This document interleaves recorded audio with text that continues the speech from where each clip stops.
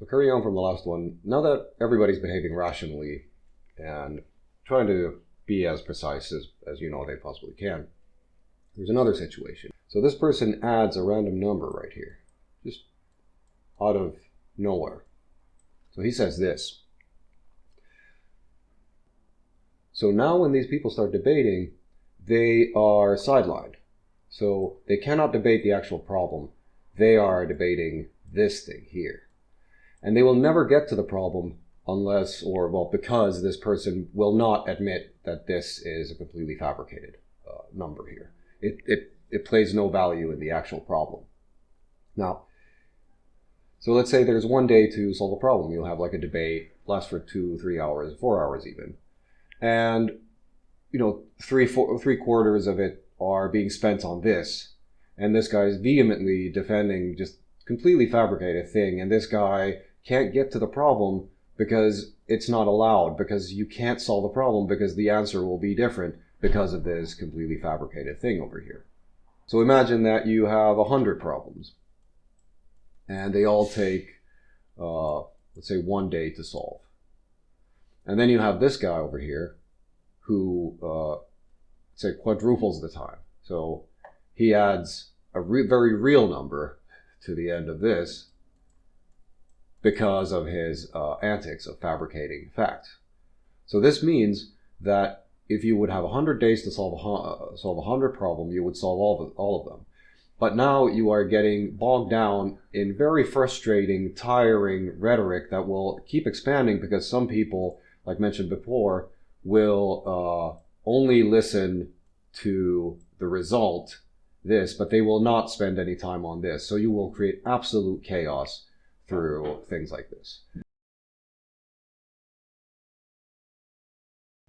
You will have one person representing whatever cause that is very well defined, and another person representing their cause, and they might be opposed, and they cannot proceed unless the facts that they say are confirmed in some way or accepted by both parties. So it is, in a sense, a trial where there is a judge or a panel, and the job of the panel is to check sources, and before people continue, before it is broadcasted, the facts are going to be on the table.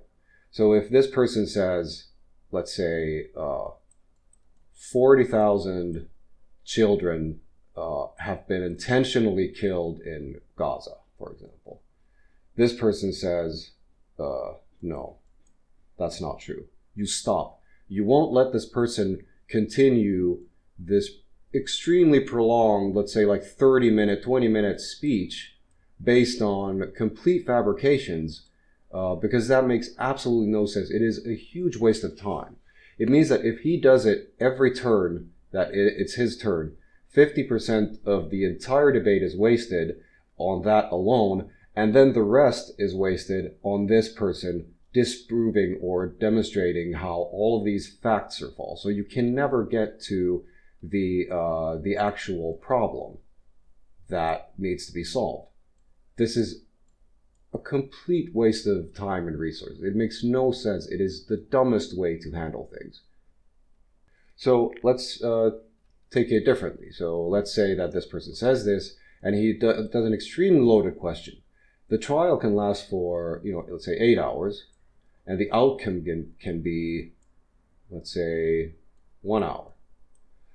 So you cut out all of the unnecessary garbage that people try to bring into a debate, and you solve all of the false allegations here. So first of all, nowhere has it been reported that 40,000 children have died. There's no proof of intentionality in these things. And it's completely ignoring that 40,000, 50,000, I don't know what the number is these days, because I have very little interest in things that have been shown to be very absurd all the time. So let's say the number is 40,000, 50,000, whatever. He has no interest in how many of them are combatants. He is completely corrupted. And this person might be as well, but we haven't gotten to it yet. because of this spam here. So at this point, they will verify the available information from both sides who don't bring in quotes, but they bring in actual data, and they handle it like a trial in a sense. And the absurdity begins to unravel once there are some actual facts. So he has to take this back. If he refuses to take these things back and just keeps on, spouting nonsense, then none of it is going to get broadcast. So his side has the freedom to express opinions, but this format would disallow throwing in garbage and wasting time. And if someone is completely just wasting everybody's time on, just nonsense, then the side will never really be heard properly. What you can do is then you pick the things that are true. So you say, all right, well, 50,000, 40,000. He says between 50,000 and 40,000. All right, both sides accept this. So what the end result is, he spends 8 hours on, let's say 4 hours on garbage, half of this on garbage. The end result will be that if this person is, well prepared and they have all their, facts, and they might be wrong on some things, or some information might still be under question, which is, understandable for everybody. The end result will be everything is condensed to 1 hour, where this person gets to say one sentence. So he's going to say 40 to 50,000 people have died, and then his whole argument is finished, because everything else was based on falsehoods and false narratives, lies and propaganda and false information or unverified information and so on. And so the eventual hour will be of this guy saying, making his statement. And that way people can get a very sort of, if it's chronologically unbalanced, if the outcome is chronologically unbalanced, it doesn't matter, because we are getting a full hour of information that is actually relevant. And if he wants to do better, he can bring in some actual facts, but he can't just say things that are untrue. And you can take time in the 8 hours to just verify all these kinds of things. And then it takes 8 hours to solve a problem. It takes 1 hour to present it to the public. And then the problem is solved.